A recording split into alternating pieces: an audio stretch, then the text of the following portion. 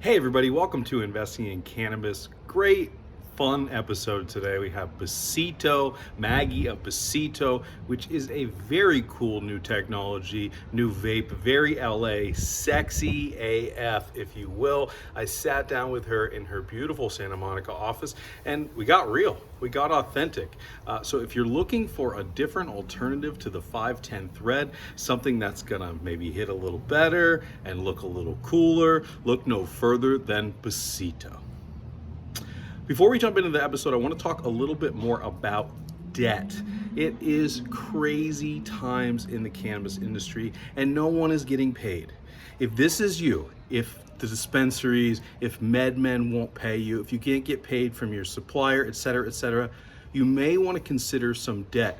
Bespoke Financial, bespokefinancial.com, they offer a really interesting accounts receivable product. So they will lend directly against your accounts receivable invoice. It's very simple, very creative, and if you're in this cash crunch, this cannabis cash crunch right now, you really should give them a call. Shout out Judson, go talk to Judson. Thanks for supporting independent media, guys. Bespokefinancial.com. All right, let's get into the episode with Maggie of Besito. You're going to learn a ton. I learned a ton. Tune in, listen up, get acquainted.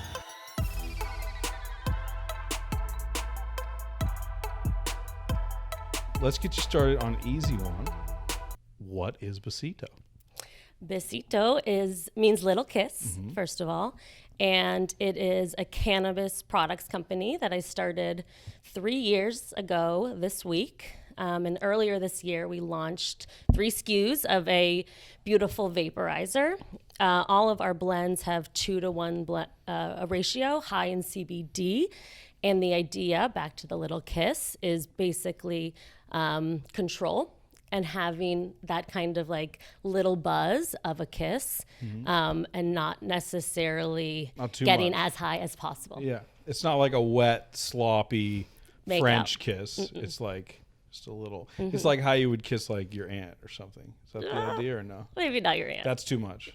Too little. Okay. So It's more exciting than that. it's more sexy than that. Yes. I won't go there. So everyone and their cousin has a vape company, right? My barber has a vape company. Of course. Why vapes? Yeah, so it started a while ago, and it was a few reasons. From a business perspective, it was the fastest growing category, of course. It made a sense as the market was changing into our rec market. And also for our target and thinking about kind of mainstream cannabis and a new consumer and control, vape was the perfect ingestion method in that it's safer than smoking, but you still get those immediate effects and avoid that whole edible, is Delay. it working? Let me have a few more. And so it's really good for a new consumer, a new buyer, or for the more seasoned cannabis consumers. It's more of we've heard like a first aid kit, good for the daytime, good for work, unofficially. So that's how we landed on vape as our first product. Got it. What year was that? When did you start? I started it 3 years ago, Okay. but we launched 9 months ago. And 3 years ago, when you looked at the landscape, tell me about what vapes were out there, and more importantly, what was wrong with them. Yeah, it was, overall, the landscape was a little bit scary I've always loved weed deeply. And so, I understand the world and the culture, but as I thought about like my friends who, like it when it's around, but they weren't actively buying it for years like I was, when I thought about them coming in, not much was appealing to them. A lot of very masculine, very black, dark packaging, and all the messaging, of course, was about getting as high as possible. Potency, yeah. Mm-hmm. And so I felt like consumers deserve options. I really think that. And there weren't a lot of ratio. CBD wasn't getting love, and we really believe they're better together. And then the other thing we saw, we did a ton of consumer testing, a whole summer of insights. And people were confused by the systems. They'd get a 510, battery and a PAX pod, or mixing them up. And so Not even all the 510s work together, there you go. which is bizarre. Like, anyway. Exactly. Continue, So we designed an all-in-one with that in mind for simplicity. Yep. And then the other thing that we heard was they all roll off the table. Yeah. Oh, okay, yeah. It's child-proof. Okay, I'm a child, so go ahead. And so we solved for that by making it hexagonal. And so it's kind of inspired by a pencil, doesn't roll, and super unique, and of course simple to use. So right out the box, ready to go, pre-charged. And then lastly, on the oil side, we really believed in no fillers, no additives, and that of course we've seen become an increasing priority this year. So you know this, but this is very cool, Thank you. right? And obviously you took a lot of time in the design phase of what this looks like, right? We did. Tell me about that process a little bit. I mean, hardware is grueling. Like, it's cliche, but hardware is hard, right? Like, tell me about this. Yeah, we have a creative director, Eli, so a lot of it starts there in-house. Eli made sure to ask me before he left. He said, ask her how much I've changed her life. That's what he wanted me to ask. Did he really? That's true story. That's true story. Significantly. He's the very best. What am I saying? The question was about this beautiful design. Oh, yes. And how you came to it. So it was, hardware is hard, as you say, but I would say it's especially hard in a nascent industry. And it really wasn't even nascent yet because it was 2017, early 2017. And so figuring out, waiting for laws, waiting for licensing to roll out, figuring out a compliant supply chain with partners that we trust, and designing our formulations and hardware together took a year and a half. How many iterations of this design were there?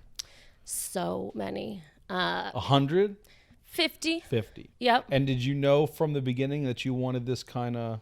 No. A hex, you mean? Yeah. No, that's what I mean. We had so many designs on Yeah. cylinders, which of course everyone else was doing. So that's kind of where we started. And then we got creative with And did changing you that. always think disposable? Was that the idea? No, we started with that because of that simplicity, but that's something we'll probably kind of expand beyond in the future. Got it. Because you're like a very cool LA brand, right? Very but LA. you must get a lot of shit for being a disposable. Yeah, it's something we've heard and we care a lot about. Is sustainability is built into our values, and so, like I said, we're revisiting the system as well as the packaging. Yeah. But for today, you've chosen to do this to ensure a quality experience. Is that the idea here? Is that why you started? And kind of with the simplicity, disposal? because of the Simplicity. mix match systems Yeah. that were confusing new consumers. This makes it easy, and it's half a gram, so it's 200 hits. So Is that how much half a gram is? yeah, so some people are with it for You shouldn't months. tell me that number. Oh man, I don't want to know. I don't want to count my hits. But some people really do. That's an important thing. And so it's with people for months. And the other thing is we thought about it like an accessory. If it's something you're going to carry around, use every has an day amazing or every feel to it, weekend, yeah, it should be wanna beautiful play and with it, kind of expressive of other parts of your life. So tell me about the technology a little bit, because the other very cool looking vaporizer, I don't know if I should say their name or not, but everybody will know what it is. It looks like a thumb drive. And they've been criticized over and over again that their technology, the wick system, all these things are meh. Yep. And anecdotally, I mean, I'm no scientist, but anecdotally, I agree. Yep. It's not that great. What's different about this? That's also what took us 2 years to launch. Yeah. Is so many iterations, changing the technology. We ended up, and of course the whole industry was changing rapidly Yeah. at the time too. And so we switched to a ceramic core. Our blends are high in terpenes. They're very flavor forward. And so that was affecting different components in the cartridge and the battery as well. And so same thing, lots of back and forth Yeah. with China and manufacturers, consumer testing, working with making sure that our specific blends burned well and not too much, that it didn't cut off the flavor, that we got kind of the right plume and pull is something we talked a lot about. Some vapes really like rip at you. And for our product, we really wanted kind of a healthy balance. Because that's the demographic too. Exactly. Right? It's like, don't really want it to be overwhelming. At the end of the day, I want people to have agency over their cannabis experience. Smoking the plant instead of the plant smoking them. So the hardware is one piece, but because you've done this all in one unit, you have to work with all kinds of fillers, right? That's where it's from, or you're making this oil? Yeah, just us. We focused, single source farm and partner. Interesting. Yep. And in the future, if you make a non-disposable, would you expect to work with other fillers, or this is totally vertically integrated?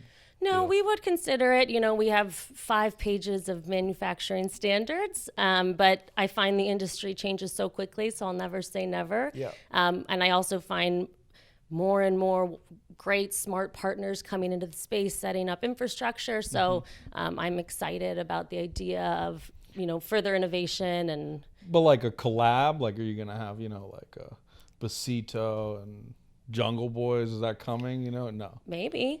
Yeah. All right. Do you want me to connect you, or? Yeah, No, that'd be cute. I'm just kidding. Well, it is very cool. You have achieved that 100%, and I like the way it feels in my hand. Tell me about the oil that's inside of it. Yep. So they're all 2-to-1s. They're 40%. They're all 2-to-1s. Yes. Okay. Very cool. They're 40% THC and 20% CBD. So that's pretty low in THC and pretty high in CBD versus the market. No fillers, no additives, no vitamin E acetate, all natural, and then high in terpenes, about 20% plus. And then, of course, the rest is just natural plant matter. The extraction method, is there anything proprietary there? Or it's CO2. CO2, distillate. Yep, ratioed. And have you had requests for like full spectrum type stuff and like sauces or resins? Yeah, or exactly. Yeah. We're considering all kinds of different things like that, especially this year. We're different extraction methods, flavor profiles, potentially hemp CBD. So we are setting up the hard way in a way that'll be easier to innovate on the oil side. Very cool. More options. So you get this design, you set up the manufacturing and everything. This takes money. Yes. Right. Tell me about that history. When did you start raising? How much have you raised so far? Tell me that story. Yeah, it's been an interesting journey. It always is. So when I started the company in 2017, early 2017, had to raise right away. I wish I didn't, but that's how it is. And no family, friends around. We did bring some family and friends. Yeah. I didn't have any money, but it was really hard, honestly, to find not just cannabis investors, but cannabis investors who believed in design and brand and consumer, the way that I come from consumer packaged goods and really saw how cannabis was heading that way. But at the time, a year before the rec market, it was a lot of cultivation, dispensary, licensing, roll-up. I totally get it. And brand was kind of more this X factor. It was all foundational. Yeah. Exactly. So it was hard, but we found amazing investors, some friends and family, some kind of healthcare folks. Interesting. People that did value design. And so took a while, but we were lucky, and we raised $2 million then, and that got us through a few years of the laws changing, the licensing, the compliance supply chain, the hardware, you survived, and launch. Yeah. And then about a year ago, raised another $1 million to launch the product and a few more. Okay. And how long is that going to last you?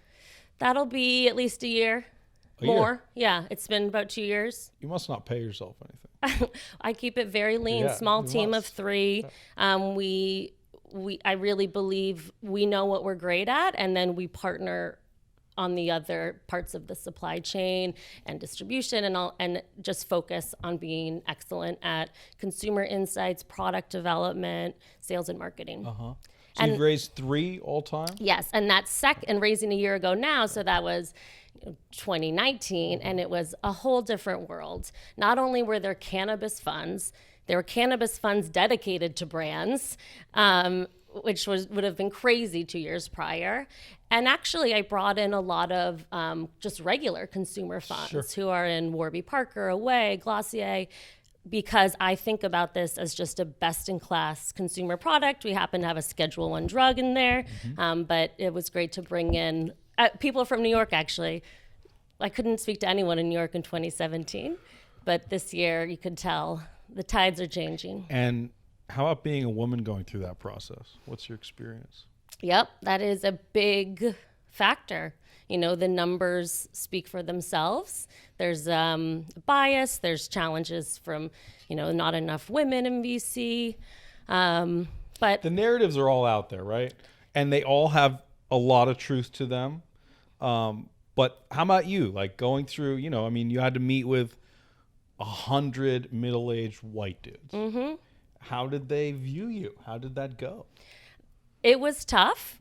There were really tough moments, ridiculous questions that I know men wouldn't get, moments where I greet them and they thought I was, you know, an executive assistant. And then when I introduced myself, kind of the shock. And honestly, there were kind of like some unsafe things You're also young, so that's a double. Thank you. That's a double. People who wanted to meet at 11 p.m. at a club to talk about things. And so a lot of boundaries So here's a weird thing about that. You're right. It's totally weird. But the thing is, guys invite me to do that all the time, and they don't try to have sex with me, right? And so it's kind of this weird balance of he may not want to try to be weird. They invite you there to pitch your business? Absolutely. Like all kinds of like when I was in Vegas for MJ Biz, I had so many meetings in places and at times that like I shouldn't discuss on this show. And because guys are like that and kind of gross and it's not fair, you know, it's not like a fair thing, but yeah, it's weird. It's such a weird line. I know what you right? mean. Yeah. And I've had lots of fun meetings too, but especially when it's the first time I meet someone, you know, I've just had to stay professional. I think it's smart. It's just interesting how you've had to sort of walk that line. Definitely. Right? Yeah. And on the flip side, of course, I think there are benefits to raising as a woman. I think there's a bit of a magnifying glass on it now, and because these numbers are so crazy and we're trying to change them.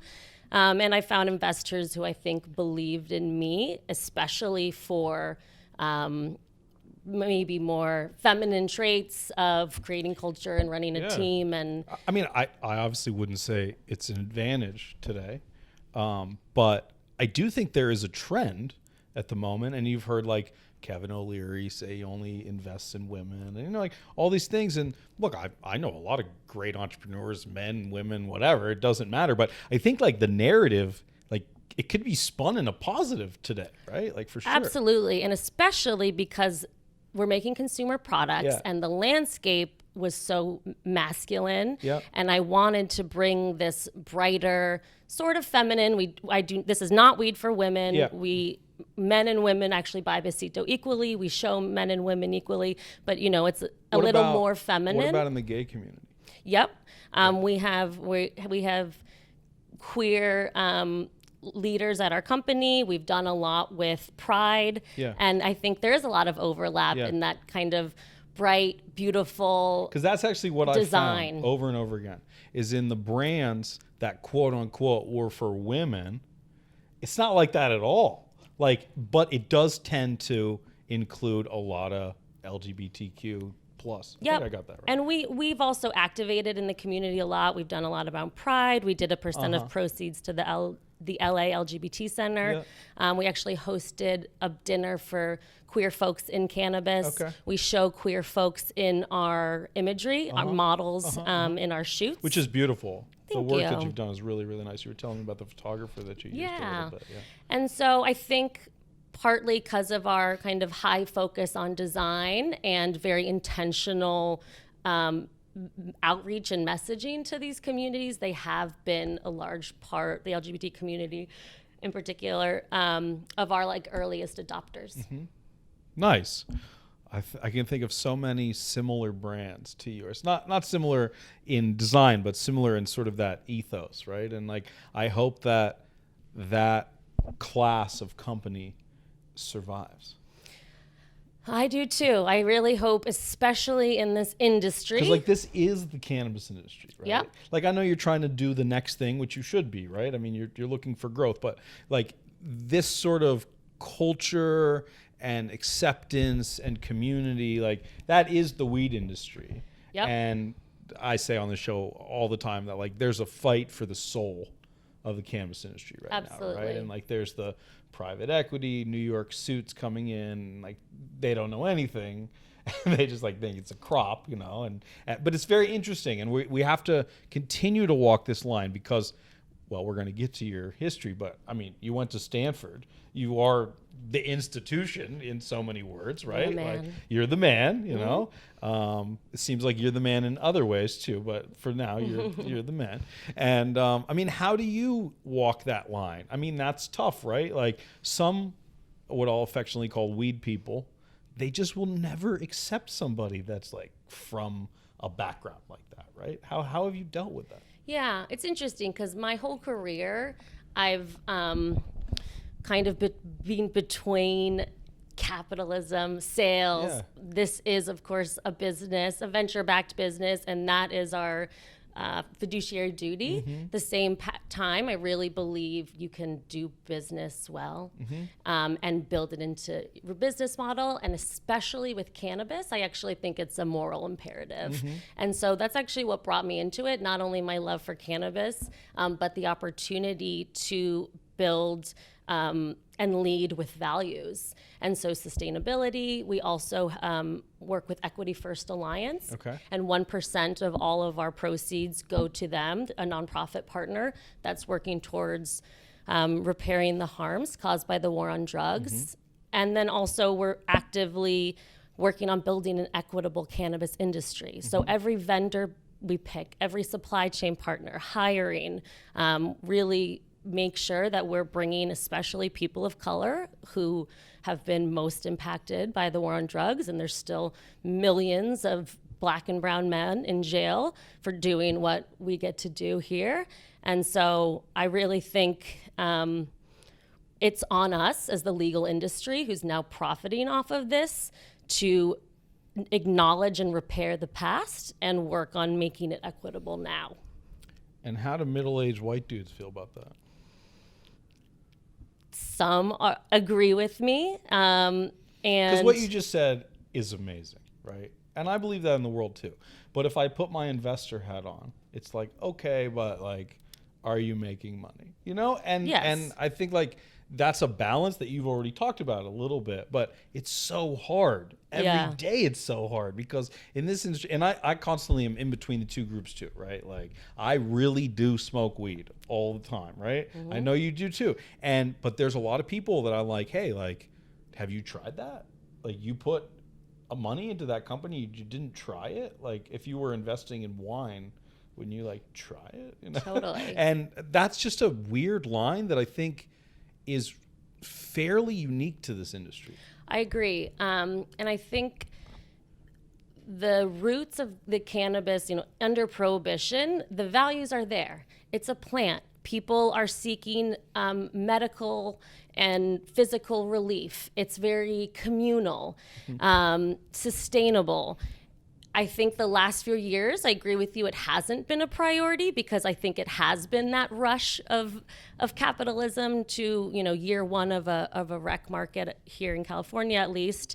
But I do believe, and I have evidence, that this kind of conscious consumerism will continue to grow in cannabis. We are always so happy to hear not only consumers who love what we're about in our mission, but bud tenders and buyers and retail. A lot of those folks are young, are diverse, are queer, and they don't honestly see enough products that are saying the tough things and more so doing something about it. Yeah. And so it's been really well received, and I believe it will continue to be not only the right thing to do, but smart for business as well. That's amazing. Can I get a time check? How long are we right now? 30? Okay, cool. So I actually think that you're entering what's going to be the trickiest part of that discussion. Because, look, I don't want to take anything away from you. Raising $3 million is hard, period. But I think raising the next chunk is even harder. And I think that's going to be directly the questions are like, you know, are your values more important to you than profits? Because there are tough decisions to make in that way every day, right? There really are. Yes and no. No? I mean, like I said, I really think you can have values and return significant. I think you can do both. It's hard. That's all I'll say. It's absolutely hard. Yeah. And that's what, that's the leadership challenge that I enjoy. Yeah. Cool. Great answer. I want to shift gears a little bit. We live in this crazy cannabis world. And I just want to get your take on a couple topics. The first one is obvious. 2019 was all Vapegate, all day, every day. And for a company like you really feel it, right? Tell me about, first of all, just how that experience was and what you learned from it. Yeah, I mean, it was crazy. Of course, after, as I said, after 2 years of R&D and making this beautiful product and making it, like I said, safe and bringing those standards, about 3 months after we launched in 2019, Vapegate began. Mm-hmm. And, you know, it's awful. It's tragic. Dozens of people died. And absolutely it affected our business. But we should not overstate it. Only dozens died. Well, yes. That's relevant. It is because bans went into effect immediately and gun violence kills 30,000 people a year. How about alcohol? 3 million a year. Cheeseburgers. You know, we can keep going. All the things I love. I can't point to one of my vices and say, well, that did it. You know, that's why I'm unhealthy. That's not fair. Totally. And of course, it was conflated with nicotine and flavors and marketing to children, as well as, of course, the real culprit, unsafe ingredients in unregulated vaporizers. Mm-hmm.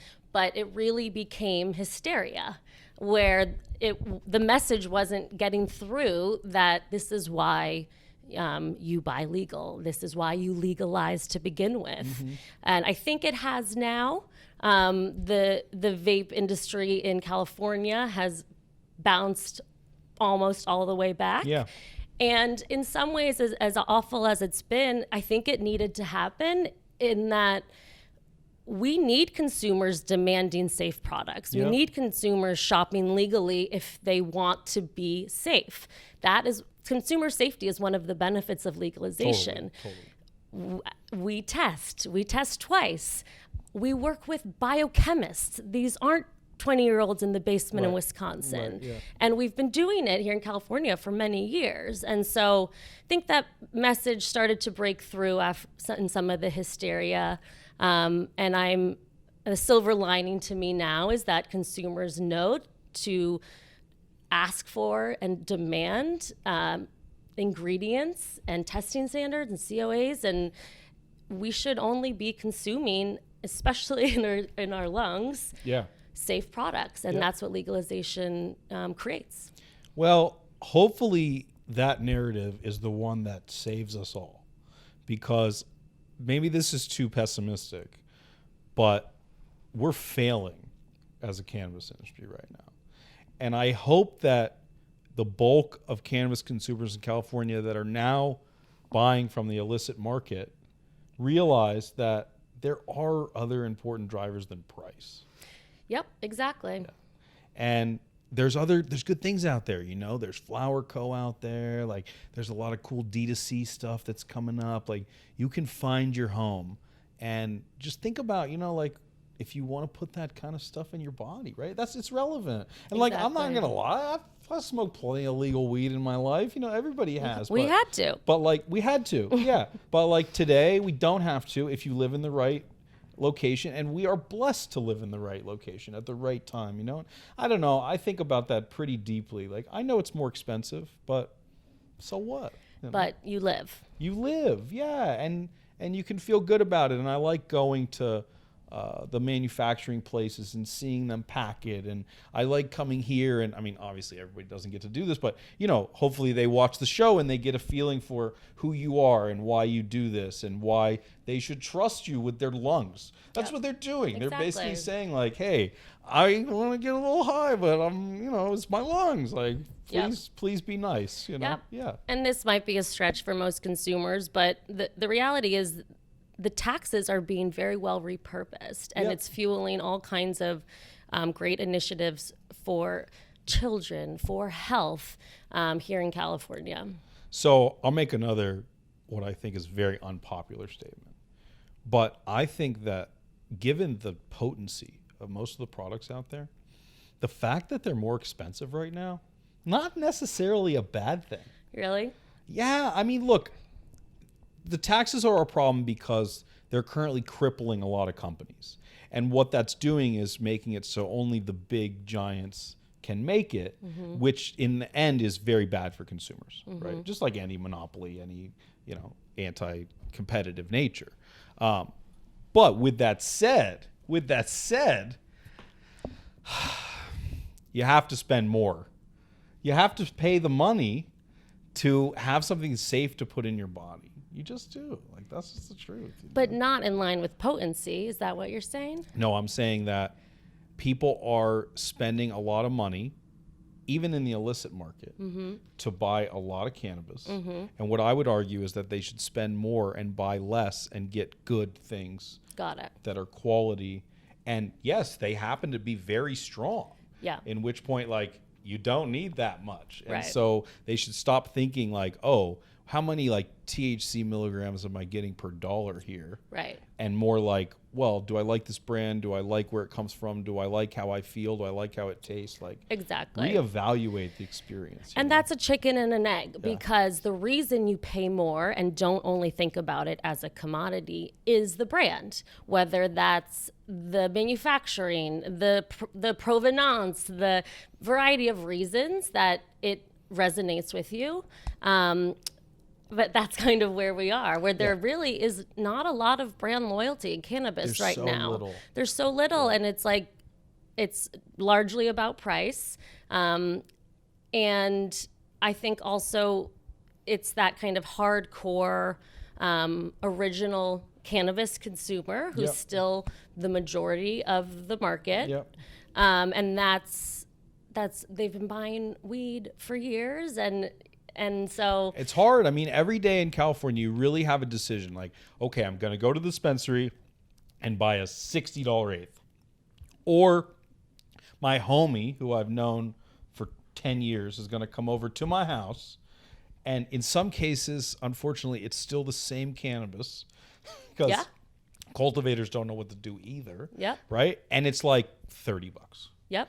And if money is tight, like, that's a real decision, it just is. The other thing I've noticed, kind of in between with the unregulated illicit shops, especially here in Southern California, a lot of these consumers don't actually know. They've been going to the shop for 5-10 years, and they aren't necessarily privy to, did the owners get the licensing? So outrageous. And one got raided very close to my house recently. I didn't even know it was there, and I was looking it up on Google, and I'm reading the reviews.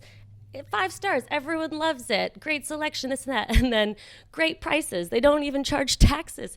And it's like, you know what? We live and breathe it every day, but not all consumers know. They don't know. Especially if they've been in the behavior already for many years. And this is partly fault of just legislation. Yes, We've created such a bottleneck of how you can acquire this plant. We've said it's legal, but you can only get it from such small places that this is bound to happen, right? What about the D2C stuff? You could be a very prime candidate for kind of something like that, right? Somebody that identifies with you. And Absolutely. Right now, we partner really closely with Is. Obviously not D2C, but delivery. And it does allow us, close, though. it's close in that I think what you're saying is we reach our end consumer in the media, at our events, through our digital channels. And then they can order it Yeah. within a few minutes Yeah. and not, have to go into a dispensary, Yeah. especially for someone who's never been to a dispensary before and feels uncomfortable even Hard. passing them. Yeah, it's weird. So I do think that will be a great channel for us. So you don't have to say too much, but every brand that I know that worked with Ease for a long period of time, well, let's just say it didn't necessarily work to their benefit. And it is a great marketing boost. I get that. I see it kind of like a Groupon. That's the way I see Ease. Is that how you see it in so many words? Is it a marketing sort of a loss leader like that? Or how do you view Ease? It's been a great launch platform for us because of that, of reaching that new consumer. Certainly the economics are tougher, but and to your Groupon point, they have definitely trained consumers on their discounts and deals. And I think now the Ease user expects that. Yeah. And it's creating a lack. Well, maybe it's creating loyalty to Ease, but not to any brands. And we've done a ton of marketing with Ease, though. Like, we have a ton of billboards in LA that are Besito buy it on Ease. So in that way, I really do think we are brand building. Cool. Not only getting it in the hands of these folks, but even people who aren't on Ease are seeing it, on Sunset and Vine. And so they've been good. They've been good partners to us. Yeah. Yeah. Good. Look, Ease has a lot to offer. I think it's going to be fascinating to see how they turn into a vertically integrated company and what that means for nice folks like you. I don't know exactly what that means, but we'll all find out. Yep. We talked about the black market. You mentioned CBD briefly. How important is that in the next step of Besito? It's interesting. I mean, we love CBD. It's in our product. It's something we're known for. Yeah, everything's 2 to 1. Everything's 2 to 1, better together. We are focused on THC for now. We love weed and we like the high part. Yeah. I want to see the CBD kind of industry mature a little bit. The FDA news was not great, and we want, safety standards and regulation. But it's been great, I think, because the word is getting out. People are becoming more educated on CBD. They get really it are, now. yeah. I actually think because of it's on this like regulatory island away from THC, it got its moment to shine, and like it's exploded in New York and London, and they're so hyped on CBD. Of course, I think the challenge is because they associate it with cannabis, they expect to get high, and that's sort of what started this, like, is it snake oil conversation, which of course it's not. We know the benefits of CBD, Well, CBD are itself miraculous. is not, but there are a lot of companies that aren't great at extracting it. Oh yeah, and putting seed oil and all kinds of awful stuff. But that's real, Maybe you can answer this question. I was in Sephora with a woman the other day. I don't wear makeup. Not that there's anything wrong with that, but I don't. And there was CBD mascara. Yeah. Ridiculous. What the fuck is that supposed to do for you? Yeah. No? Nothing. Nothing. No. It's just, yeah. But see, that's such a danger. It is. Because Sephora is like this big brand, right? And like young people like Sephora. And so they're going in there and they're being tricked. Totally. Right? I've seen CBD in clothes. Yeah, me too. Oh, somebody told me that too. Yeah, crazy. It is. It's unfortunate because, Crazy. with more education and spotlight, then comes more kind of opportunistic folks. But that is, of course, detracting from, I think, the important message here. I want to talk about you for just a couple minutes. Okay. We're going to wrap up. I love to talk about the entrepreneur behind the company because at this stage, it kind of is you, right? That's Absolutely. what people are investing in. So you could have done anything in life you wanted to, looking at your background. I mean, you went to Stanford Business School, right? Why this?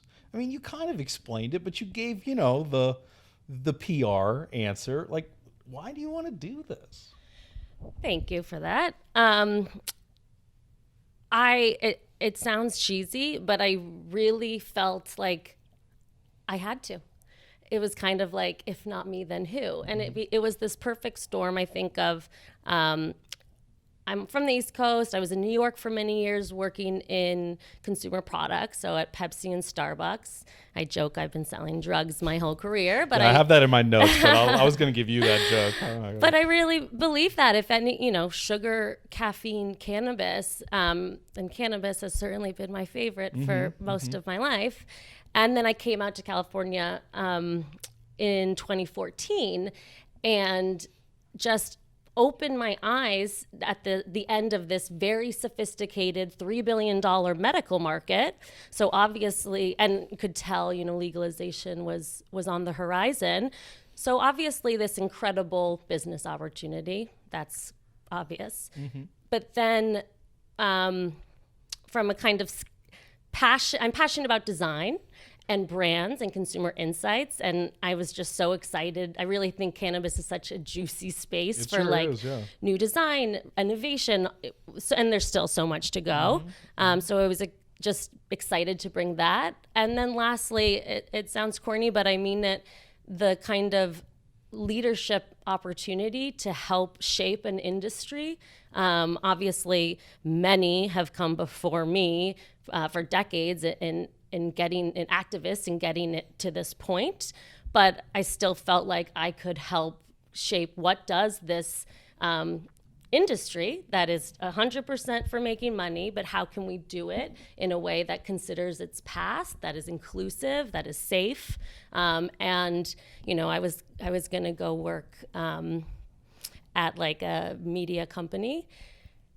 And I can do that anytime. Yeah, but sure, I really it was this incredible window of opportunity. Yeah. Of course, it's all been a lot slower than I thought. But things always take longer. Exactly. But nothing lit me up, pun not intended, more than that, because it was such an exciting, and just the history, the misinformation. I was like, people need to know about this plan. I want more access. I want people to understand like this racist stigma, the propaganda behind it. It's awful. And so there's a lot of work on us to educate the truth, to make great products, and to kind of change the world's cannabis consumption. Well, I can see why you've been able to raise a bunch of money. You're very you're likable, but you're also very compelling, very convincing. How about your friends and family? So you go to Stanford Business School, and then at some point you call home. Did your parents pay for it? No. They didn't pay for Stanford Business School. Okay. Well, that makes it a little easier. And you say, hey, I'm going to start a vape company. And what do they say? Yeah. I guess I was like 28, and I was, for the first time, like, they didn't know I even liked weed. Really? Mm-mm. Wow. So I'm like, where did you grow up? Where are you from? Connecticut. Okay, well, there you start there. Deep prohibition. Yeah. So yeah, we had never really even talked about weed, Wow. much less at 28 and graduating from Stanford. And so they were very surprised. Yeah. Definitely This is 2016? unsure. Yep. Yeah, this was 2016. I had spent a lot of business school diving into the industry, going to meetups, going to dispensaries, trying all the products, as ridiculous as it sounds, calling everybody that I knew, pulling the student card. But I thought... You and JJ O'Brien. Yeah, exactly. JJ was one of them. I mean, he called literally everyone. Yeah. Because I was kicking around researching stuff, figuring out then, and like, everybody I met was like, have you met JJ? And I was like, yeah. Yeah. But I thought it was kind of a passion project, like intellectual curiosity, love for weed. And by the end, when graduation approaching, I was like, no, I got to do this. I got to make this my career. So anyways, they were surprised, but they definitely came around. They understood the opportunity, and now I think it's changed when it's like fun for them now, and they laugh about it at dinner parties. And so for me, it went from supportive. Like, you could be in any industry you want, Brandon. Like, why this? To like, actually, my friend was asking like, if you had any investment opportunities for him. Like, it's totally changed. Exactly. Everyone's grandma's using CBD, and now they're excited. So how do you think having a business in the cannabis industry has changed your personal relationship with cannabis? I mean, it's changed dramatically in that if you think about, being 15 on, I always loved weed way more than booze. Yeah. But I couldn't control my consumption. Yeah. It was kind of like I would hope to find a dude smoking a joint at the end of the party and like follow my nose and find my people. I'm that dude. And it shouldn't have to be so hard. And so for years, I just it was just like a lovely surprise. Mm-hmm. And then moved to California, and it's this really beautiful, empowering thing to have control over your experience, to know what dosing is, to know what strain you're smoking, and not only that, but the proliferation of methods. So if I need a CBD topical for pain, if I feel like smoking a joint, if I just want a little edible when I'm traveling, that's amazing. Yep. And it's a whole different ball game from totally the way we grow up. And as far as having a company myself, so are you a daily? But pretty daily. I also started growing myself. Me too. About a year and a half ago, and so I started about 6 weeks ago. Nice. We'll have to compare notes. Yeah. So just learning that side of it and the plant. It also means I have a lovely supply. Yeah. And I've just had to be more intentional about it because now it's available all the time. I make sure that it's an intentional practice. Yeah. And having kind of what I want depending on my need. Like joints, like bongs. I mean, joints are my favorite. Your own product. Besito's my favorite when I'm out. It's good when I'm having, especially because of the low ratio. I love it when I'm also having a cocktail or some wine. Yeah. Because I don't need 95% THC in those moments. moments. You sold me on the 2 to 1. Yeah, I like flowers a lot too, but vapes have a sort of a daytime appeal. Yeah. And so 2 to 1 is amazing. And discretion, of course, if I'm in a bar or restaurant. Yeah, I try to be the loudest one in the room usually, but that's just me. They tell when you're. I'm like, there's no music on. It's just the weed. But joints at home at the end of the day on my porch is kind of my ceremony. That sounds so nice. This was so nice to sit and talk with you. Thank you for having us here. How can we help you? How can the audience help? Are you hiring for something? Do you want us to watch a documentary? How can we help? We're not hiring at the moment. We just launched merch, so we're selling hoodies and hats, which is fun. Anyone can buy that anywhere. Website? Plug the website. Shop.besito.la. All right. And then we're just growing in California. So we're mostly SoCal now. We're looking to get up north. So looking for partners up there. Amazing. Well, thank you so much. You were so open and honest and generous, and I really appreciate it. Thank you. It's fun to have you here. See you next time, guys.